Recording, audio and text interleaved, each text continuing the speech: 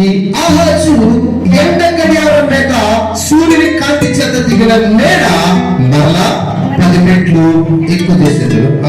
అప్పుడు సూర్యకాంతి దిగిన మెట్లలో అది 10 మెట్లు మరలా వెనక్కి ఎక్కింది. దేవుడికి స్తోత్రం.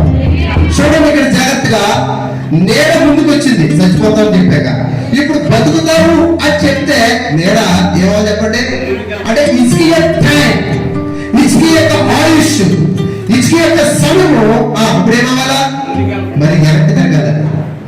ఆ టైం దాటిపోతుంది కదా. ఇప్పుడు అతని వరకు గడియారం ఏం చేయరు, దేవుడు వెనక్కి సూచిక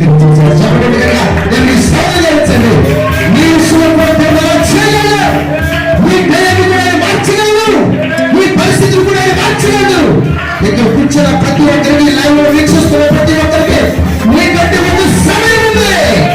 అవసరమైతే మీ కొరకు నీ సమయం తీసుకురాగలైనా ఇదే జరిగి తీసుకే చూపులో ఈ వాక్యం స్టడీ చేస్తా ఉన్నప్పుడు నాకు అనిపించింది, ప్రభువా నీవుంటే చాలు అయినా నాకు.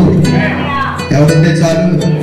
నీ మాటలో నువ్వు ఎలాంటి నీ దృష్టికి అనుకూలంగా నడిస్తే, నీ సన్నిధిలో ఎలాంటి పరిస్థితులు కూడా మారికంగా వస్తే, యథార్థంగా ఉంటే, కోపంతో నేను ప్రతిదీ జ్ఞాపకం చేసుకుంటే, కన్నీళ్ళు విడిచి ప్రార్థన చేస్తూ ఉంటే ఖచ్చితంగా మా ఆయుష్తో పాటు మాకు అన్ని పెరిగితే ఆయుష్ ఉంటే అన్ని ఉన్నట్టే. ఈ రోజు సంపాదించలేదు, రేపు సంపాదిస్తాం. ఏముంటేది ఆయుష్ ఉంటే, ఆయుష్ లేదనుకోండి సంపాదించిన కూడా ఏమైపోతుంది ఒకసారి ఆలోచించేయండి. ఇక్కడ అంటే కదా ఆ సూచక క్రియ ఎవరు చూసారు? చూసారు. అప్పుడు నమ్మాడు, నమ్మకం వచ్చింది. లేకపోతే నమ్మకం రాకుండా, ఎందుకంటే అప్పుడు ముందే వచ్చి అంటాడు ఇదిగో చనిపోతామని చెప్పేవాడు. మరలా 10 నిమిషాల్లో ఏమంటాడు, మళ్ళా వచ్చి నువ్వు బాగుంటావంటే ఎవరు నమ్ముతారు?